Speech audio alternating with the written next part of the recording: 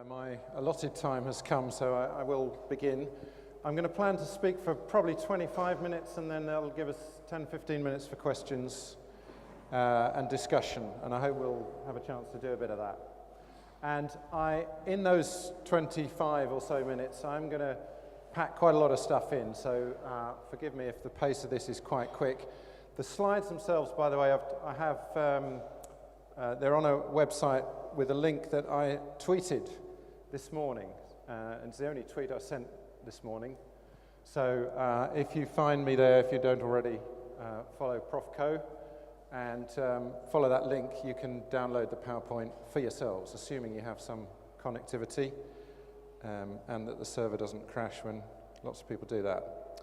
So what I'm going to talk about is a little bit about research, some problems with research as I see it and evidence and the limits of what research can tell us, and then say some things about practice and how I think practice can be improved with basically 4 things that we can do that would make a difference, I think. Okay, so research. What are the problems? Well, all kinds of problems here. One is that evidence is used in a range of ways. Some people talk about evidence-based education. Some people talk about evidence-informed. There's a continuum, I guess, between evidence-based, where evidence really drives what you do in terms of policy, in terms of practice, down to at the other end where you perhaps don't take any notice at all of evidence, and evidence-informed is perhaps on the way, evidence-garnished practice where evidence isn't really leading, but it sits on top, and so on. And the problem is that there's evidence to support any position. We can all find evidence to argue for whatever prejudice we have. I heard a senior person in Ofsted speaking recently, talking about how schools should be collecting evidence to prove that their pupil premium spending was having a beneficial effect and had narrowed the gap. And it just seemed to me that's the wrong way round. We start with a question, we collect the evidence, and then we answer it. And I think that mentality is I don't know if I can blame Ofsted for that, but I think it's pervasive. And I think the other organisation, I mentioned the DFE on the slide there, but plenty of other commissioners of research and users of research and people who quote research, I think either misunderstand it or misuse it or make mistakes, and that's problematic in all kinds of ways. So, you know, these are difficult issues for us. There are some problems with research itself, and these are real problems too. So one is that the quality of educational research is very variable, but a lot of it really isn't very good.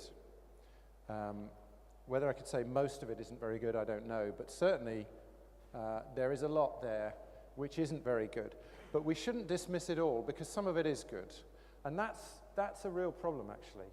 How do we know which bits are good? How do we know which research we should be taking notice of, and which research is poor quality? And that is a difficult one. I know Dan Willingham's book on Should We Trust the Experts, is it called? Helps us there, possibly. But I think that's a problem, and I think it's a problem even if you are a researcher, but certainly if you're not a researcher, how do you know which bits of research are valid and trustworthy? And can you get access to it anyway? A lot of it is behind paywalls, it's in academic journals, it's not easy to access. A lot of what goes on in academic debates, I think, is far removed from practitioners' concerns. Pointless, perhaps, but certainly not relevant to my concerns if I'm a teacher in a classroom. And I think it's a consequence of the generally low standard of quality in the educational research world, that the process of peer review itself doesn't really work very well. So, because things are reviewed by your peers, and most of your peers, or many of your peers, don't necessarily have that good judgment themselves. On the other hand, I do think that there are some positives here. One is from universities, we're now all being judged against whether our research has impact. So we can't just stay in the ivory tower and carry on publishing stuff that nobody reads, because one of our performance indicators, one of our league table metrics is going to depend on has it actually benefited anyone. And that's new for us, so you can imagine that's stirred things up a bit.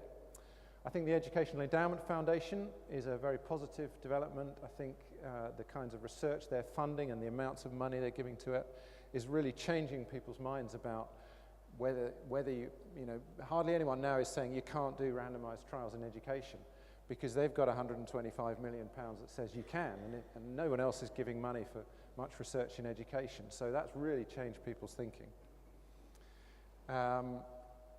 The policy interest, and Ben Goldacre is one of the people, but there's a lot of things going on there.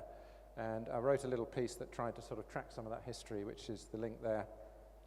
And I do actually think, and one of the things that's interesting today is the role of blogging and social media in this. Because again, there's some really good stuff out there.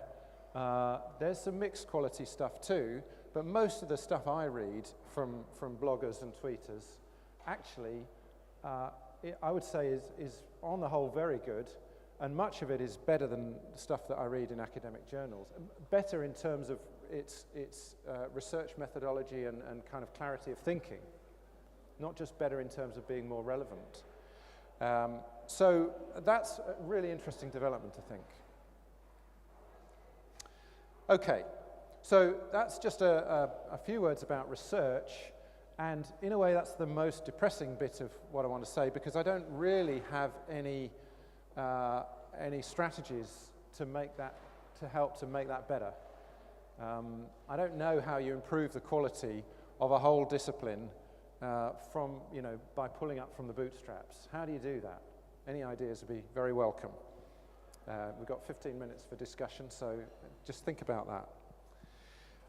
But I do have some suggestions about practice, and I imagine most people here are teachers, practitioners, so hopefully you'll be interested to hear this. So one is that we do have a lot of evidence already about the impact of different strategies, and this is the right, okay, well, if you can see the screen at all, the EF toolkit on the Education Endowment Foundation website is a document that tries to summarize the evidence about what the research says about the impact of different strategies. And we're in our second main iteration of that, released in January, I think. Work is going on to do more with that, and the intention is a simplified device. I'm sure people have seen this simplified summary that is accessible to teachers and can be used to make decisions about what's worth doing. And the overall summary, again, shame that the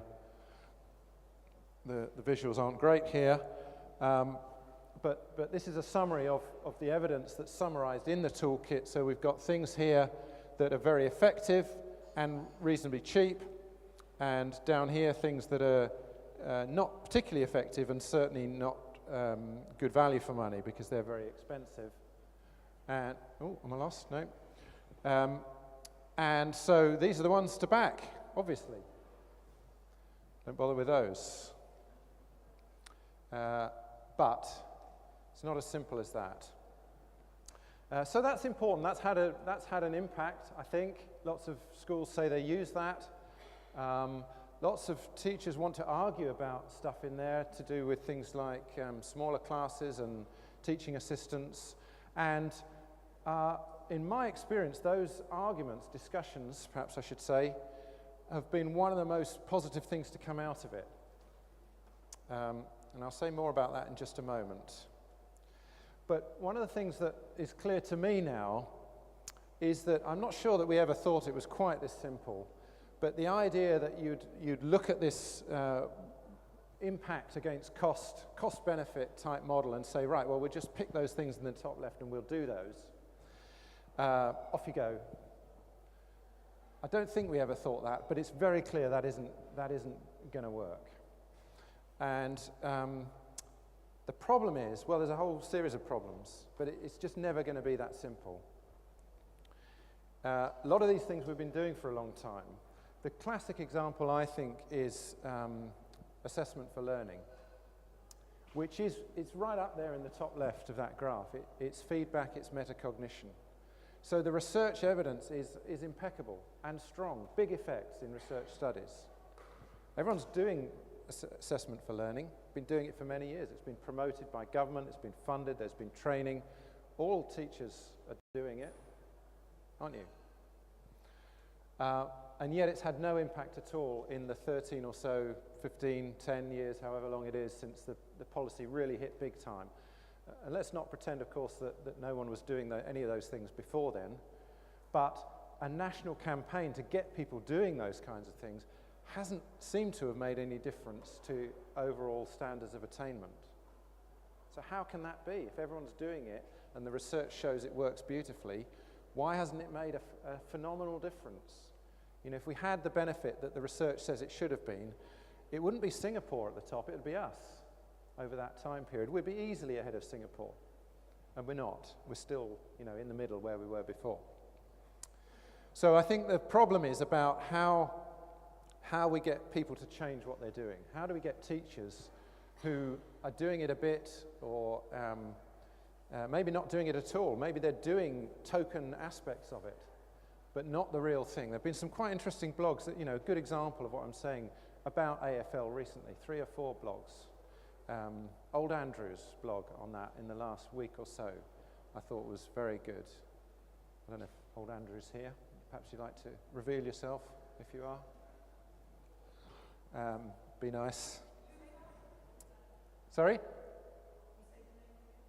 Old Andrew. I think, is it Old Andrew UK? It's not his real name.